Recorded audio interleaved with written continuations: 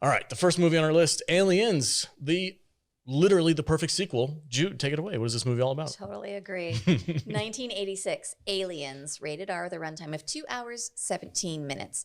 This had a budget of $18.5 million. What do you think this brought in? Oh, shit. It's all filmed out in space. Super cheap there. 35 million? 50 million? I don't know. B? What was the budget? 18.5. Let's go 45 million. $131 million. Okay. Nice. Yes. This was a huge hit. It's a great freaking movie. This is one of those rare examples where the sequel is even better, in my opinion, than, or at least as good as the first one. I don't consider, they're different kinds of movies. That's what I was going to say. The first movie's a horror movie. Yeah. This movie's an adventure, military, kick-ass movie. Which I think is why it complements the first movie so well. Because the first movie is straight up like thriller horror. Right. And it's very slow paced. It has like a Jaws effect where you don't see the alien. I checked one because I watched the first one in preparation for the show. I cannot watch. This is the only time this happens. I cannot watch the sequel without watching the original first. So I watched Alien, and I'm like, literally the only time. The only time that happens. You're a real boy after all. This is my one time. See, but you love watching the sequels before the original. I do. I don't know. It's weird. The thing that's cool about this movie is you don't have to watch the first movie. Agreed. You absolutely do not have to watch the first movie. Because they tell you the little story at the very beginning, and then you move on. You don't have to watch it. I completely disagree. You're wrong. I think but that's okay. The whole chest bursting thing, everybody's, or especially Ripley, you're connected with her character. No, for sure. Because of that first movie.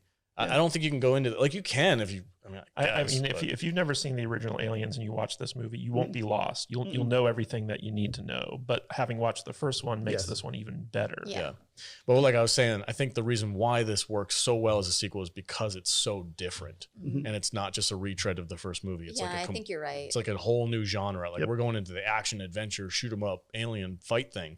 It's not at all like the first one. So. I freaking adore this movie. Anyway, Jude, take it away. What's the synopsis? Okay. Ripley awakes from a 57-year nap aboard a new ship. She was discovered by salvagers, and she's got some explaining to do to the company. They want to know why she destroyed their ship and if her insurance covers the self-destruct button. She tells them about the xenomorphs, but they're like, yes, I see you're an hysterical woman. And she's like, listen, those things will kill everyone. And they're like, see, she clearly has breasts. I wonder if she knows how to make sandwiches. So then Paul Reiser's like, BT dubs, we lost contact with everyone on that moon. You want to go back with me, my ulterior motive, and a bunch of highly trained, not really, Marines and prove you're not hysterical? And she's like, yeah. So then they go, and Paul Reiser tries to get them killed by being that guy who's like, I bet I can make a weapon out of this thing that's definitely going to kill me. And it does. Ripley meets Newt, the sole survivor of the moon colony. And she's like, I have PTSD too. Want to be a family? And Newt's like, yep. So then Newt falls into a pit of despair. And when Ripley tries to rescue her, she finds like a bunch of other kids. Alien baby pods be poppin'. And alien mama is like, yo, you want to stay and be my kid's meat suit? And Ripley's like, no. Did you want to suck my flamethrower? And alien mama's like, all right, cool. Fuck off then. Take your gross human kid with you. And then Ripley's like, bitch, burn. So then mama alien's like, oh, no, you didn't. And then they have like 4 minutes to get to safety before the colony blows up. And Ripley jumps into a robot body and she's like, get away from her, you bitch. And opens the airlock and everybody almost dies some more. But then Bishop, a good robot, saves the day a couple of times. And then they all change into PJs and go back into cryo nap, headed to Earth. The end. Dun, dun, dun. That was dope. That's all right. Just like sucking my flamethrower, bitch. Except the Marines were highly trained Marines. Yeah, sure. Okay. Okay. You didn't think the Marines were highly trained? Not for this. They were freaking meatheads, bro. Yeah. But they were very well trained Marines. For Marines. They didn't know what they were getting themselves no into. disrespect towards Marines, but like, if you're a Marine, do you want to go out into space? Is that what you're training Marines. For? That's exactly what they do. I'm just saying. They go to other planets. There's even a conversation where they were talking about, banging the four-breasted or whatever. You know. There's there? Yeah, yeah. Oh wow, I must have missed that. You're like, remember that time? You ever on get that some moon? of that Arcturian poontang or whatever? I don't know what the quote and is the one exactly. guy's like, you had a dude one. He's like, it don't matter if it's alien. That's right. Yeah, they were making fun of him when they're all waking up and stuff. They were basically cowboys. Yeah. They were not ready for this. Listen, I love the Marines. I love them. They make this movie. I could give a shit about Ripley. Oh, for sure. I like the Marines. Hicks and Vasquez and all these guys. I'm Team Ripley all the way on this movie. Hey, Vasquez, you ever been mistaken for a man? No. Have you? Awesome. You know what's great about the Marines in this? So, like, you know, this was a long shoot, and James Cameron saved all those scenes for the end of the movie or for the end of the shoot because he wanted the actors to get that camaraderie. So, like, when we wake up, we feel like this is a squad that's been together for a long time, and the time that they spent shooting the movie together up to that point really comes across. And that's one of the reasons why James Cameron is such a brilliant director, is like little things like that. It totally comes across. I genuinely feel like this unit of Marines were like in this shit together. Yeah. Because they have that. They all have their have that camaraderie. Dude, when they go down to the planet, they all know each other's way they're gonna do and everything. Yeah, for sure. And Hicks is like just freaking falling asleep, and the sergeant's like, somebody wake up Hicks. It's stuff like that that makes it work. And there's little things like, for instance, Vasquez and that guy Drake, like the albino type guy. So like there was backstory to them where like they grew up orphans on this like remote colony, and they got drafted into the military, and they kind of like stuck together. So like there's like lots of layers to this that like isn't in the movie, but like there's backstory out there if you want to find it. But you can pick up on there's a history there, and it makes you you more invested in these characters. It's like within the first 30 minutes of this movie, before any of the action, before they make landfall on the planet, you're invested in all of these characters, every single one of them. You know, and that's just something I appreciate about this movie. You know, even what's the captain, the leader guy's name? The corporal that's Gorman. Even him, you know, you want to know what's up with him and fucking Bishop. You know, I told you guys my story about. Well, tell it again because it's been a minute. Oh, it's awful. It was so embarrassing. You know, back in the day, Lance Henriksen. Oh, that's who you did that to? Yeah. I forgot about that. Yeah, fucking Lance Henriksen comes into the casino I'm working at up in Oregon because he's driving back and forth Interstate 5 to a Millennium or whatever that goofy show was that he was on. Millennium, yeah. And he would pop into our casino on his driving back and forth because I think he had a house or something. He lived in Northern California, but we were right on his trip. And he would pop in. And the stupid nerd that I am, and I'm a floor guy, and he's playing blackjack, and I walk up to him and he goes, "Hey, how you doing?" And I just like, what comes out of my mouth is the most embarrassing shit ever, because I never really talked to celebrities before, and I'm so what did I say? It was something stupid like, "Can you really do that? Can you do the knife thing? You know, did you really do the knife thing?" Something like that, and he just looked at me like I was the biggest fucking idiot. And he told me to fuck off with his eyes, you know? And so I did. I just went and fucked off and I was embarrassed, and I swore to myself I was never going to talk to a celebrity again. And here you are. And here I am. So it was awful. Oh, man. Yeah. I wonder if he remembers that. Oh, I gotta hope not. I would love to talk to that guy.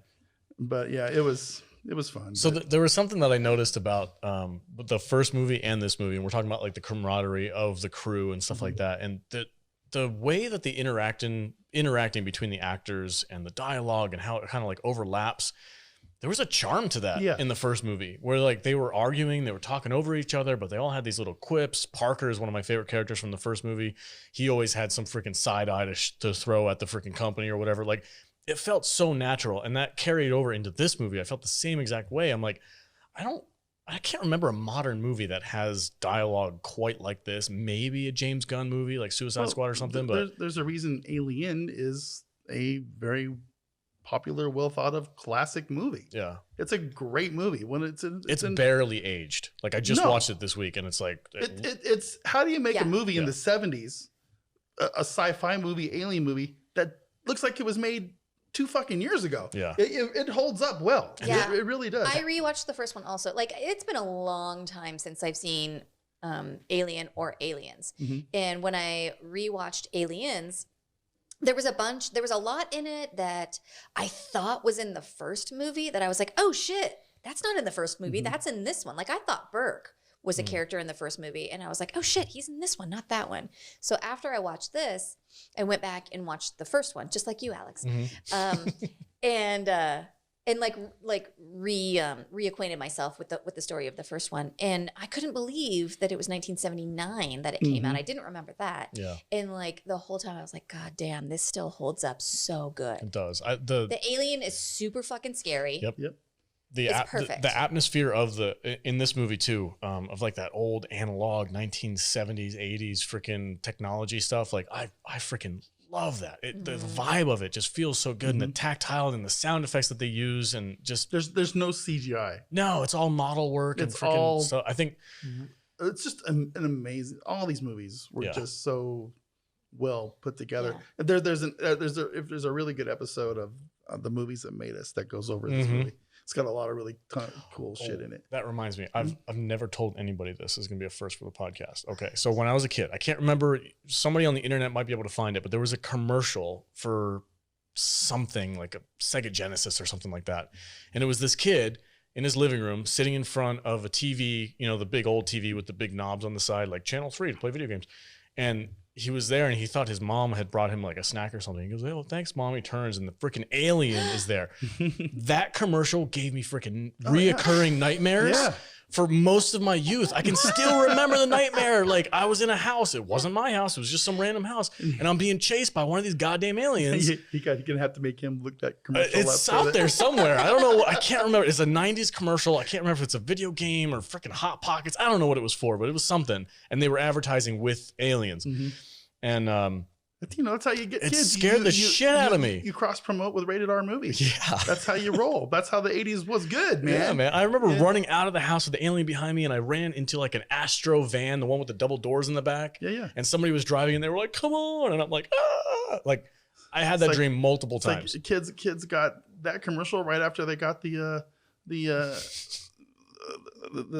nuclear waste acid vat bath RoboCop figure. Yes. You know, so yeah, it was great. Another classic 80s.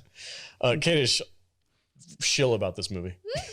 All right. So it's no secret I am a huge James Cameron fan. I think he's up there with like Hitchcock in terms of like the pantheon of brilliant filmmakers. But when he was making this movie, he wasn't the James Cameron yet. So what happened was very early on in his career, before he even made Terminator, he got hired by the producers David Giler and Walter Hill to write the sequel to Aliens. And basically, they came up with the story where they're like, we want Ripley to come back, and she teams up with some military types in space. And that was basically like what they gave him. And he's like, okay, I think I can turn that into something. And so while he's working on this script, he's also working on the script for Terminator, and he's working on the script for Rambo First Blood Part 2. And so he's working on 3 scripts at once. And he turns in like a draft that's like 90% complete. And Walter Hill loves it. Like he just thinks like this treatment is brilliant. And James Cameron's like, well, I have to go off and shoot this movie Terminator. So you might want to, you know, basically get someone else to come in and finish the script. And Walter Hill's like, no, dude, you're so good. We're going to wait for you. So like after you finish Terminator, come back and work on our script. And he's like, okay. So he goes and he makes Terminator. And while this is going on, like the producers bring like the script to like to Fox, which is the studio, I believe. And the head of the guy who runs the studio, he liked the script so much where he's like, we're going to hold off going into production because I hear good things about this Cameron guy. And this James Cameron kid, he's got something. No joke. Yeah. And so like once Terminator became a huge hit, everyone was like, okay, we got James Cameron attached to this thing. This is going to be his next movie. Yeah.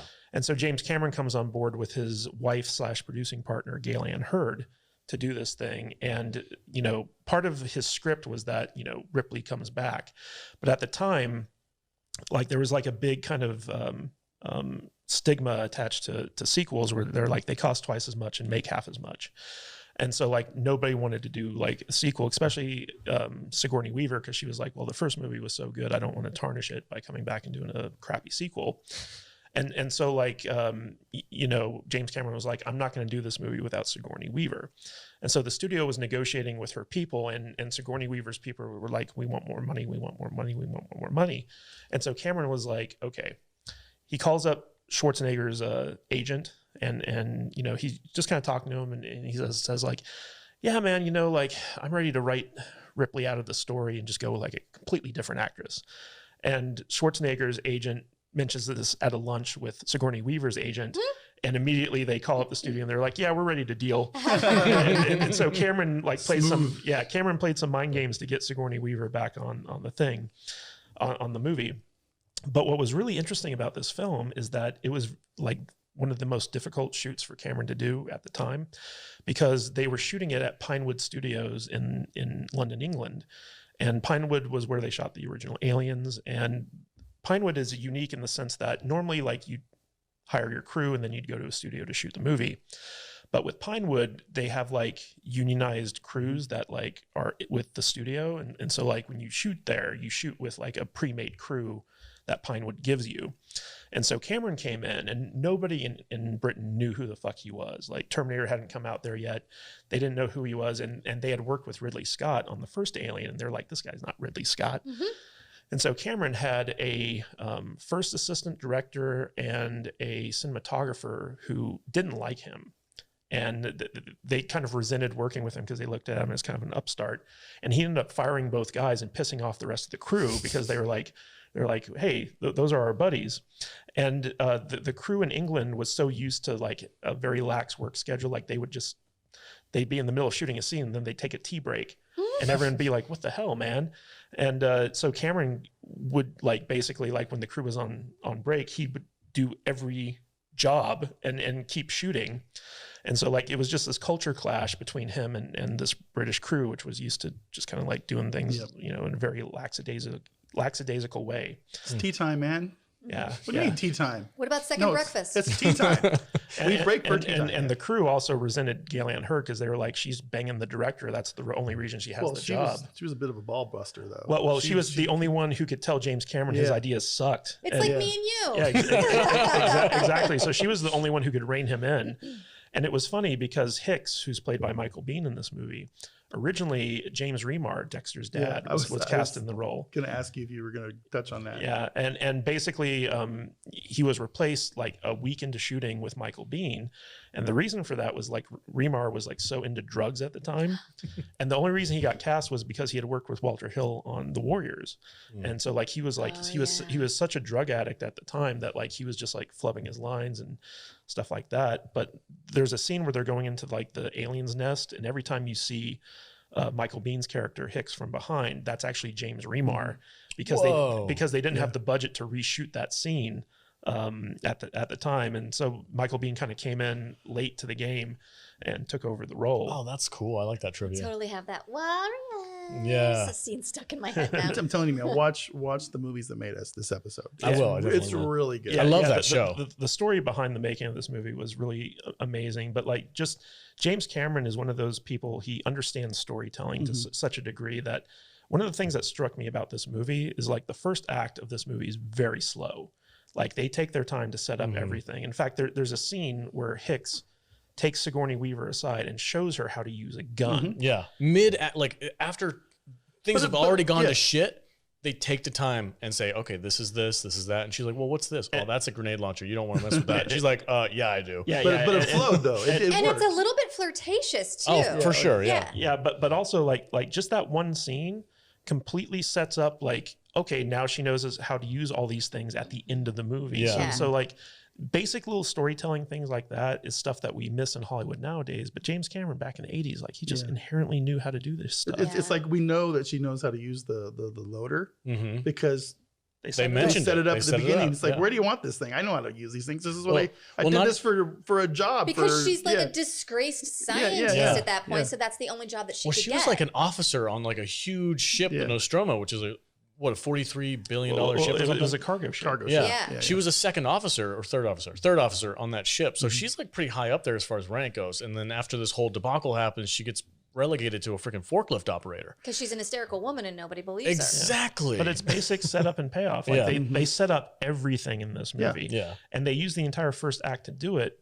And yet it doesn't feel like it drags. Yeah. But modern movie nowadays would never take the time this movie took to set up everything that happens later on in the film. At no point did I feel like, okay, here's the prerequisite info dump. It was just part of the story and part of the character development. They made it interesting. And it was interesting, yeah.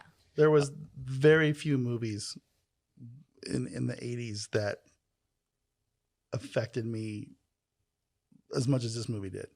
This movie was such a weird. It filled such a weird hole for me. I mean, it's freaking Space Marine versus aliens, bro. It's just an awesome. It's amazing. It has everything I wanted in the movies back then. Yeah. And the special effects in this movie were like groundbreaking for the time, but they still hold up. One of the interesting things is that, so like every time you see a computer screen on camera in this movie, so computer screens refresh at 25 frames per second, and you usually shoot film at 24 frames per second. And so it creates a flicker on, like if you film a computer screen out of sync, right? And so what they had to do is they actually filmed every time there was like a computer screen in the shot, they filmed it at 25 frames per second to sync up with the computer to monitor. Oh, whoa. And that's why when it plays back at 24 frames per second, everything on a computer screen is just a little bit slower than what's going on around it. Oh, that's very interesting. I feel like the only thing that's outdated in this movie is the amount of cigarette smoke. Because everyone's just constantly smoking. I'm like, that's so 80s. No, but even like the studio executives, when they were watching the dailies, they were like, what are we spending all this money on special effects for? Like you've already like built the sets and stuff like that. And Gail Anderson's like, no, those are miniatures. You're watching the special effects. And the studio executives were like, what? We just saw a scene where the spaceship was flying through space with the planet behind it. Yeah. It looks freaking gorgeous. Yeah, it looks like something they'd make today. Yeah. Yeah. It's incredible. I prefer miniature work over the CGI stuff. Yeah, absolutely. Like the only movie that I can think of that recently that came out that really blurs the line between what's a model and what's CGI is Rogue One. That scene where the Star Destroyer comes out and the sun hits it, I'm like, I don't know. I can't tell if it's CGI or not. It looks like a freaking model. That's good. That's the only recent movie I can think of. I love practical effects. Yeah. They just add a different dimension to. It's a tactile. Yeah, it feels like you can reach out and touch it. And every effect in this had to be practical because there was no CGI at the time. Well, no, it was not 80. There's a little bit of CGI, isn't it? 86? 86. When did Abyss come out? Abyss was the first, and then T2. Abyss was after this. Was it after this? Okay. Yeah, because like I said, Terminator had just come out. Oh shit! Even the giant freaking alien, the Queen, Mother Queen thing was a practical, and it was all puppetry and shit like that. That was insane. The Abyss was 89. 89. Okay. Yeah, this movie just was. It's everything I wanted in a movie back then, and it had a profound effect. I used to work a lot with my hands. I actually wanted to be. There was a time in my life where I really wanted to be a practical effects, like a model maker type kind of guy. I used to make a lot of Halloween stuff in my garage. I sold props on eBay for miniature gaming, that kind of stuff. It was something I seriously looked into, and these kind of movies just always scratched that itch, and I appreciate this movie on so many levels. So I was watching this movie and I want to ask Jude something. So you've talked about before how every time they introduce a female character who's a hero, they have to either give her a love interest or a daughter figure, a mother thing. How did you feel about how they handled it in this one? Because they literally did that.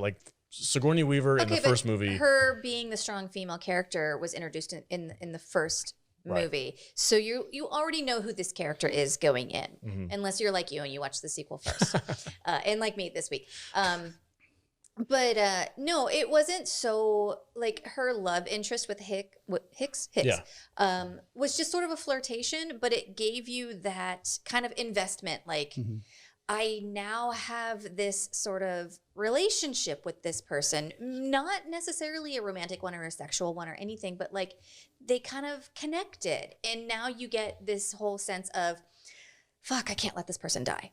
It wasn't forced. And with Newt, it also wasn't forced that this is now her child. I know Newt calls her mommy at one point, but Newt's a kid. Yeah. And that's a realistic thing that a kid would latch onto is like, you know, I don't have a parent, I need a parent. Right. But Newt's the only survivor from this whole colony, and the fact that she survived with no training, and Ripley says it at one point, this little girl survived with no training, no weapons, for longer than any of us need to be here. Yeah. Like that.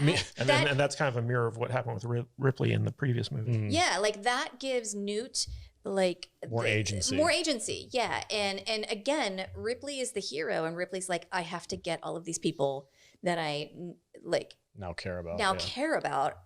I have to save them. Okay, cool. Ripley is like the quintessential, like if you want a strong female character, you look at what they did with Ripley. And I think this was the movie that really cemented it, because James Cameron's always been really good at writing strong female characters, but just strong characters in general. I don't like to assign a gender to strong characters. Exactly. And that's the thing about Ripley. I think originally she was written as a man, and you could easily swap out a man into this role. Her character is not... The defining characteristic about her character isn't that she's a woman. Yeah. And that's what makes a strong female character. Totally agree. Cool. But we got to talk about Bill Paxton. Game over, man. Game over, man. Put her in charge. I love how panicky he gets as soon as shit goes down. He's like, "We're not ready for this, man. We're not gonna make it, bro." Well, it's funny because when Paxton heard that Cameron was making this movie, you know, they were friends, and he was like, "Man, you better write me a good part in that movie." and Cameron was like, "Oh, you want to be in it? Okay, I'll write you a part." And so like he wrote the part of, was it Hudson? Yeah, I can't remember his name. Hudson. Okay. And basically on set, Bill Paxton ad-libbed all of his lines. Really? No way. So like the game over man thing, the you know, drop your linens, and you know, oh my God. whatever it is. Like he came up with all that stuff, and that was the sergeant. But yeah, okay. Yeah. Well, pretty much everything that Bill Paxton says in this movie came from him. All right. I told you I didn't need to watch this. Bill Paxton is a freaking... I miss him, man. Yeah, I really do. It's really... I actually got to meet him a few times. No way. He's dead? Man. Oh, yeah. Yeah, he passed away a while ago. About 5 or 6 years ago now. Really? Probably. Yeah. Oh, It was not expected either. It was sudden. Yeah. But around the time he was on Big Love, I ran into him at a few film festivals a couple of times. He was just the coolest. He was the coolest guy, man. Seems like it. I love him in Twister. That movie. Yeah, Twister's fun. He makes that movie. Like, that movie could have been bad, but Bill Paxton's in it. It's great. We haven't watched that for the show yet. What was his character in Weird Science? Oh, was it Chet? Chet, yeah. All right. Final thoughts. What's your favorite part of the movie? Of this movie? Yeah. Oh shit. I mean, I know what mine is, but there's so many, dude. I adore this movie. I don't know if I can pick one moment. Yeah. I mean, it feels cliche to say this, but I mean the hero moment for Ripley when she's got the freaking machine gun and the flamethrower like duct taped together. Yeah, and she's like, "Bishop, don't freaking move. I'll be back in 15 minutes." Yeah. And he's like, "We're gonna die. I don't give a shit." I think that was a freaking awesome. She's like, "Hicks, don't let him," and Hicks is just like, "We're not going anywhere." We're not going anywhere. I feel like Hicks is all fucked up. Yeah. I feel like he's about to take a nap. I feel like this is one of those movies we could just do a 2-hour show on. Oh, absolutely. Yeah. But you know, for me, my favorite part, and I know you didn't ask me what my favorite part is. Oh, go ahead, man. It's always stuck with me, the scene where the Marines are going into the base where the colonists have been cocooned, and you walk in, it's like a nest. That's just the scene. I always have it in my head that that's the lady in the cocoon is Newt's mom. I know it probably isn't, but when her eyes open and everybody goes, "What the fuck?" Yeah, you know, and then the shit gets real, yeah. and the aliens start coming out of the ceiling and the walls, and the fucking flamethrowers go. That scene just is everything to me for some reason in this movie. It's so intense. It's such groundbreaking effects, practical fucking effects. Yes. Okay. It was unbelievable what they pulled off with that. It was wild. And that set of the alien nest went on to become Acme Chemicals in Batman. It's just that's what no way, really. That scene in particular it's incredible what they did there. You just jogged my memory. So my favorite, I love Ripley. Her whole hero thing is great, but my favorite moment in this movie is when Newt is in that water. Mm-hmm. And it's just a scene. Newt's tiny. She looks small in the frame, and this freaking alien comes out of the water behind her. Freaking amazing. Take a picture of it and put it on my wall. It's incredible. Absolutely incredible. Jude, favorite moment and final thoughts. Gosh, this movie is just so good from start to finish. But I guess you guys took the good ones. I will say, like, one of the scenes that's like, it's like an oh shit moment, and there's so many throughout this whole movie, but one of the ones that kind of sticks out for me is when Ripley she found Newt. Mm-hmm. She scoops her up. She's on her way out, and then she sees all the eggs, and you see out of frame, like bloop, like something is like putting these eggs out there, and then you pan to the size of Mama Alien, and you're like, oh shit! That moment where she points the flamethrower at the egg, and she's like, fuck around and find out. And you can see there's a connection between Ripley with her makeshift daughter and the alien mother with her babies, and they both agree to leave each other alone until one of them opens, and Ripley's like, we're not gonna get out of here alive. I have to kill these. And then that's why the mother alien is like, bitch. Also in that scene, they had to make a foam like newt. So like she could carry, like Sigourney Weaver could physically carry. Oh yeah, because she's booking. So like you know, like it's just one of those weird things where you don't think that's an effect, but every time you see Sigourney Weaver carrying Newt, like that's a fake Newt. Whoa, cool. I did not know that. That's cool. You know, there's just so much about this movie. Even the iconic sound of the rifles going off I can't do it right. Also the motion sensor. Creating the tension where it's like. Yeah, it's wild. That's great. And they used Steadicam rigs to carry those like huge guns. So like they like just duct tape these things to these Steadicam rigs because the guns were so heavy. Yeah, it was crazy. Vasquez. What's your favorite part, Kadish? So my favorite part is in Act 3 where Sigourney Weaver comes out in the heavy loader and she's like, "Get away from her, you bitch!" Like that's just such an iconic moment in this movie. And this really is like, you know, Cameron's amazing at sequels. Like he just knows how to like find like the right narrative thread and carry it to its logical conclusion. But he does everything that a good sequel should. He takes the original story, he expands upon it, he makes it more interesting, he introduces new characters, he ups the stakes. Everything about this movie is just textbook what you want from like a good sequel. And this is no joke, like a 5-star movie. This is a movie where like classes should be taught about like how to make sequels based off of this movie. My favorite part about watching this movie was when Kadish said out loud, "Get away from her, you bitch." I am 100% in agreement with 5-star. This is going on. This is a 5-star movie. I agree. It is absolutely a 5-star movie. Same. And I think it's my fourth or fifth one for the show. I thought Raiders, Wrath of Khan. What was the third one? Ghostbusters, original Ghostbusters, I think. And maybe this one? So maybe 4 then? 4 of them? Right on. Yeah, I totally agree. 5-star movie for me. It's up there with the perfect sequels of all time, like Empire Strikes Back and shit like that. Like, this is the perfect sequel. It's incredible. And T2 are my top like both sequels. James Cameron films. Yeah, T2, Aliens, Empire Strikes Back. T2 is what got me into filmmaking. Yeah, it's awesome. Well, we have not talked about Terminator, have we? Well, we need to go down there. We need a Terminator week. All right, we're done shilling about this movie.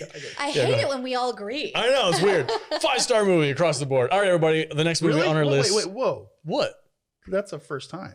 We all gave it 5 stars. For this show, we've never had a 5-star go all the way around. In fact, I think I fucked it up once because I didn't do it. It's a 4-way 5-star. Hey, get some confetti or something. This is like the greatest movie we've ever talked about on the Salty Nerd podcast. We could easily talk about it for 2 hours.